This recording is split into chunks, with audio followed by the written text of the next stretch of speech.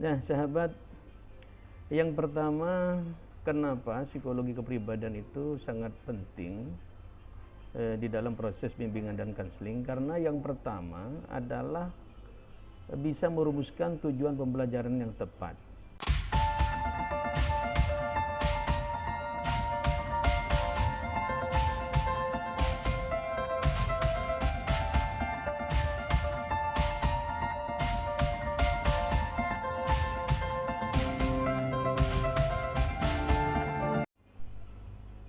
Assalamualaikum warahmatullahi wabarakatuh. Sahabat, kali ini saya datang lagi untuk menyampaikan beberapa hal mengenai betapa pentingnya ilmu psikologi kepribadian bagi seorang mahasiswa ketika dia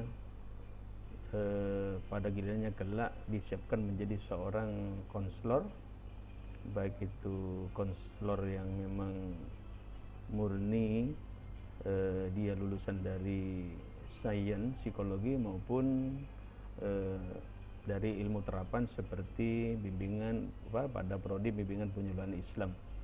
Sahabat, dalam hal ini saya akan menyampaikan beberapa materi terkait dengan psikologi kepribadian di dalam bingkai suatu keilmuan atau rubun keilmuan bimbingan penyuluhan Islam. Jadi bahwa mata kuliah psikologi kepribadian itu merupakan suatu hal yang sangat penting di dalam proses bimbingan dan konseling. Sebab bimbingan dan konseling sebagai kajian ilmiah tidak bisa berdiri sendiri tanpa adanya ilmu pendukung.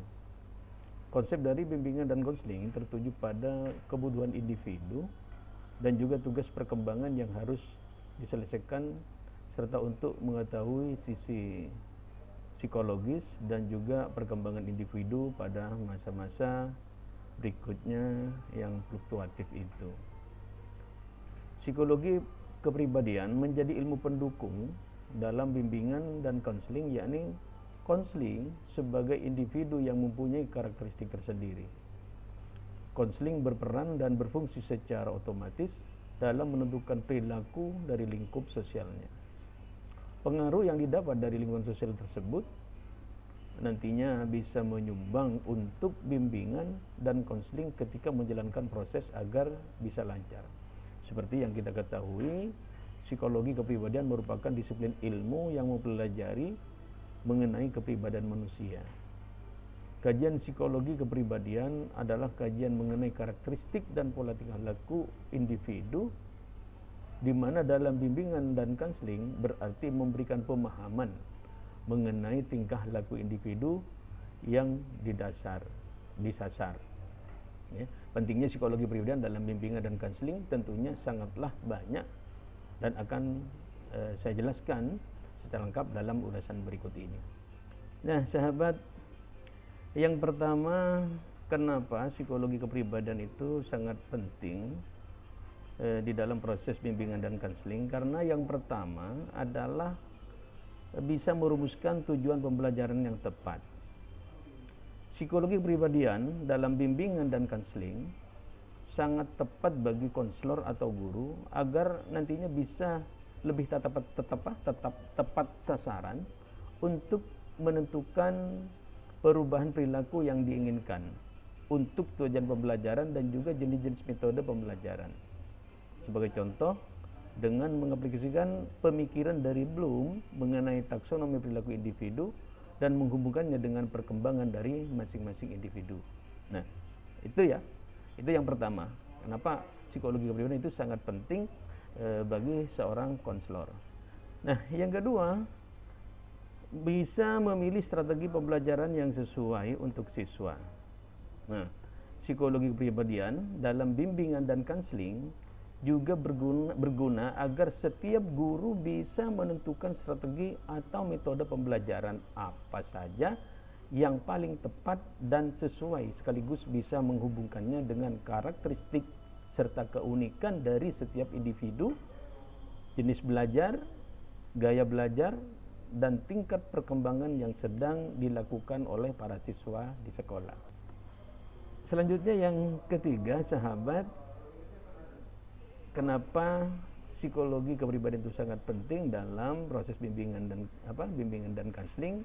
Karena dengan memahami ilmu tersebut, seorang konselor atau guru di sekolah dapat memfasilitasi dan memotivasi peserta didik dalam hal belajar.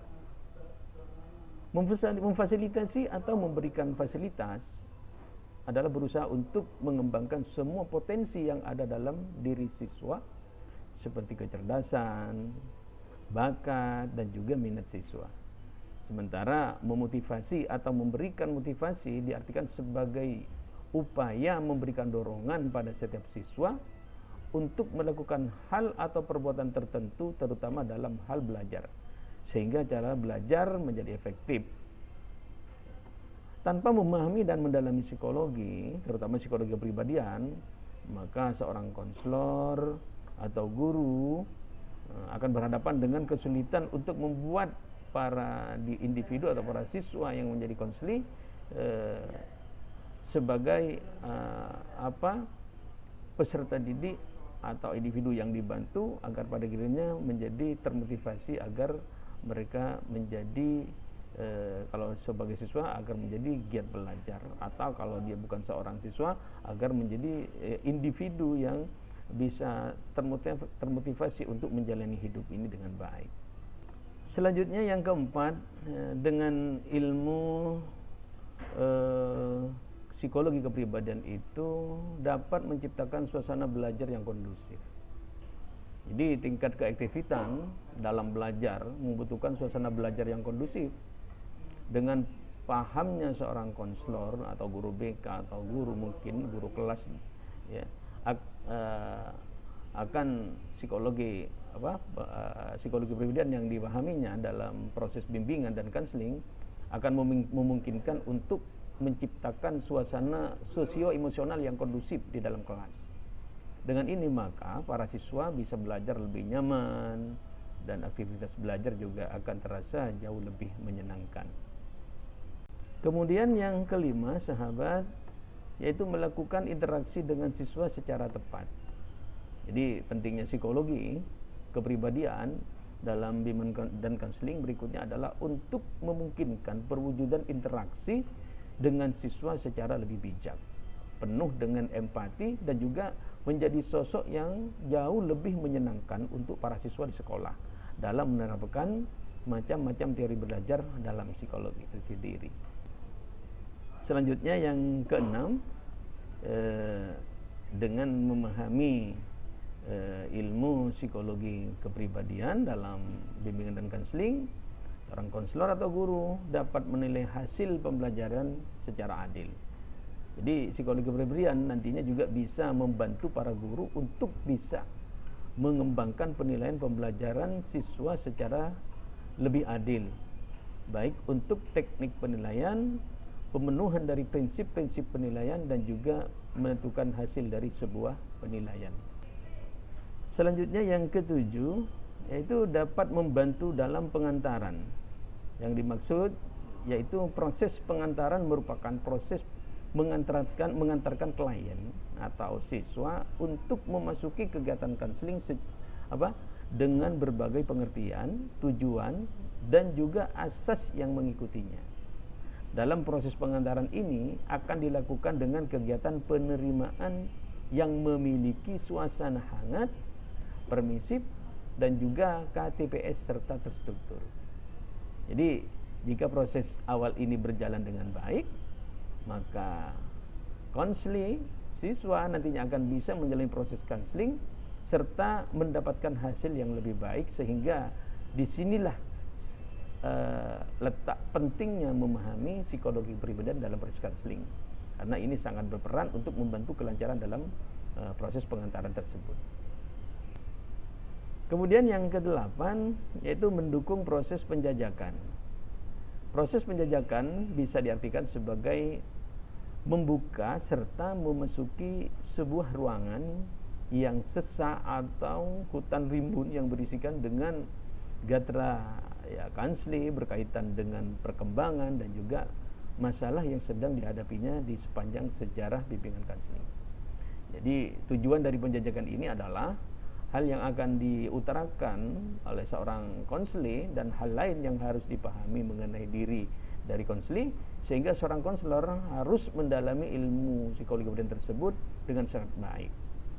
Jadi sasaran tersebut akan berada dalam lingkup dan bagaimana pada gilirannya tergambarkan dalam pengalaman seorang konseli ketika mengalami proses perkembangan. Semua sasaran penjajakan tersebut terdiri dari berbagai gatra yang selama ini hanya terpendam, disalahartikan atau mengalami hambatan di dalam diri konseli. Jadi sangat penting di sini dengan memahami psikologi kepribadian, maka seorang konselor setidaknya dapat menjajaki terlebih dahulu kondisi psikologis seorang konseli atau siswa. Selanjutnya sahabat yang ke-9 adalah membantu konseli untuk berjuang, yang mana dalam ini baik itu pada siswa di sekolah atau konseli secara umum, bahwa teori psikologi kepribadian dalam bimbingan konseling tetap sangat dibutuhkan, di mana konselor nantinya bisa membantu mereka agar bisa menghadapi segala masalah pribadi yang sedang terjadi, seperti kehilangan pekerjaan, tidak naik kelas, atau perceraian dalam bingkai keluarga, dan masih banyak lagi. Dan ini bisa menjadi waktu yang sangat menegangkan bagi siapa saja yang mengalami hal-hal tersebut yang saya sebutkan tadi. Jadi seorang konselor itu nantinya bisa membantu konseling atau siapapun bisa kembali tegap berdiri, menemukan jati dirinya, merasa lebih kuat dari sebelumnya dan lebih terberdaya tentunya. Jadi konselor juga akhirnya akan bisa membantu seorang untuk terlepas dari masa lalu, kemudian melanjutkan hidupnya kembali tanpa harus merasa bersalah. Selanjutnya sahabat yang ke-10, jadi dengan memahami psikologi kepribadian, maka konselor bisa mempelajari gejala kanseli lebih baik lagi. Jadi untuk kepentingan bimbingan dan konseling, kajian psikologi kepribadian memang harus dikuasai oleh para konselor agar bisa menangani masalah atau kasus pada diri seorang atau kelompok, sehingga bisa melihat sekaligus mempelajari gejala manusia atau konseli lebih baik dari segi fisik dan juga psikis. Dengan ini para konselor akan lebih mudah dalam mengambil tindakan yang harus dilakukan berikutnya, dan bisa mempengaruhi klien atau konseli agar bisa berubah tingkah lakunya supaya konseli tersebut bisa memecahkan permasalahannya lewat ilmu psikologi kepribadian ini. Selanjutnya sahabat yang ke-11, yaitu bisa membantu permasalahan karir, ya. Tentunya di sini adalah karir konseli atau siswa yang lagi minta bantuan konselor di sekolah. Selain bimbingan dan konseling di sekolah juga, psikologi kepribadian dalam bimbingan konseling juga sangat penting dalam membantu permasalahan karir bagi seorang konseli lainnya di luar sekolah. Jadi ada beberapa manfaat tentunya di sini. Yang pertama adalah memberikan pemahaman diri seperti kemampuan, minat dan juga kepribadian yang berhubungan dengan pekerjaan yang sering menggunakan pendekatan kognitif dalam bimbingan konseling. Yang kedua, memberikan pengetahuan lebih tentang dunia kerja dan juga informasi yang berguna untuk menunjang kematangan kompetensi dalam karir. Yang ketiga, memberikan sikap positif terhadap dunia kerja sehingga konseli bisa bekerja dalam semua bidang tanpa harus merasa rendah diri, asalkan memberikan makna untuk konseli dan masih sesuai dengan norma agama. Terus yang selanjutnya yang keempat sahabat, memberikan pemahaman relevansi kompetensi belajar, yakni kemampuan untuk menguasai pelajaran dengan persyaratan keahlian dalam bidang yang diinginkan untuk masa depan. Jadi selanjutnya yang kelima, memberikan kemampuan pada konseli untuk membentuk identitas karir dengan cara membantu konseli dalam mengenali ciri-ciri pekerjaan, kemampuan atau persyaratan yang diperlukan, lingkungan sosio-psikologis pekerjaan, prospek kerja, dan juga kesejahteraan dalam bekerja. Selanjutnya yang keenam, yaitu memberikan kemampuan pada konseling sehingga bisa merancang masa depan, yakni menyusun kehidupan dengan rasional agar nantinya bisa didapatkan peran yang sesuai dengan kemampuan, minat, dan juga kondisi sosial ekonomi. Dan yang terakhir, bisa membentuk pola karir, yakni kecenderungan arah karir konseling seperti jika bercita-cita menjadi seorang guru umpamanya, maka akan diarahkan pada kegiatan yang berhubungan dengan karir tersebut. Selanjutnya yang nomor 12, jadi membantu memberikan pemahaman. Jadi seorang konselor juga harus mendalami ilmu psikologi kepribadian agar nantinya bisa mempunyai pemahaman terhadap diri atau potensi yang juga dan juga lingkungan seperti pendidikan, pekerjaan, dan juga norma-norma agama. Berdasarkan hal tersebut, maka seorang konselor diharapkan bisa lebih mengembangkan potensi yang dimiliki secara optimal, sekaligus menyesuaikan diri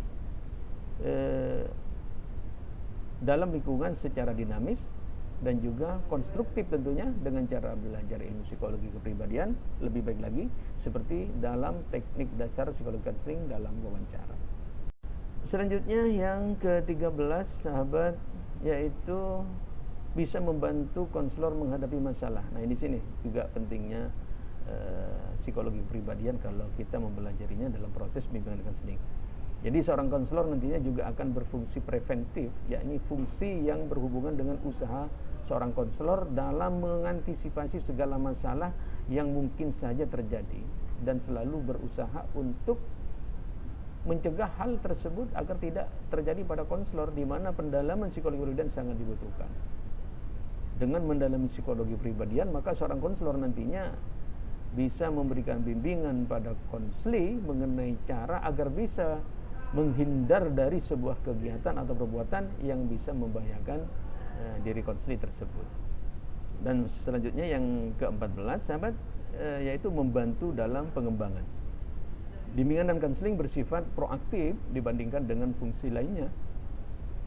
Seorang konselor harus selalu berusaha untuk menghasilkan lingkungan belajar yang kondusif untuk memfasilitasi perkembangan para konseli atau siswa, di mana psikologi kepribadian juga sangat berperan penting dalam urusan tersebut.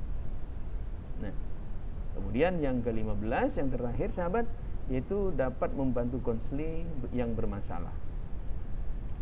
Fungsi dari bimbingan dan konseling juga bersifat kuratif sahabat, yakni berhubungan erat dengan memberi bantuan pada konseli yang sedang mengalami masalah dari segi pribadi, belajar, sosial, dan juga karir, di mana teknik yang bisa digunakan adalah konseling dan remedical teaching, di mana ini sangat membutuhkan pendalaman ilmu psikologi kepribadian yang baik agar hasilnya bisa membantu konseling lebih maksimal lagi. Selain itu, mendalami psikologi kepribadian juga akan membantu para konseli agar nantinya bisa menyesuaikan diri mereka masing-masing terhadap lingkungan yang dinamis sekaligus konstruktif. Jadi dengan cara seperti penggunaan psikologi komunikasi di dalam konseling itu juga. Jadi banyak ilmu sebenarnya yang harus dipahami sebenarnya oleh seorang konselor ya, kalau kita memahaminya dari kondisi ini gitu. Mungkin itu ya sahabat yang bisa saya sampaikan, mudah-mudahan dapat memberikan manfaat bagi saya pribadi tentunya dan para sahabat sekalian, dan terutama juga para mahasiswa saya baik di jurusan di prodi bimbingan pendidikan Islam maupun di prodi psikologi. Mungkin itu yang bisa saya sampaikan, kurang lebihnya mohon maaf. Wassalamualaikum warahmatullahi wabarakatuh.